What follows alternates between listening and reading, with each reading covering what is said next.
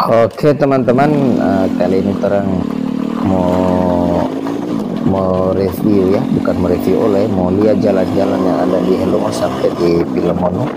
Kebetulan ini hari saya masih mau pergi di kantor desa Pilemono, jadi orang lihat situasi dan kondisi jalan yang ada di kampung ini ya. Oke, kita akan lewati desa Payu. Jadi orang lihat bagaimana situasi desa Payu sampai dengan di kantor desa Pilemono. Oke, tonton terus sampai selesai, jangan lupa subscribe Uti.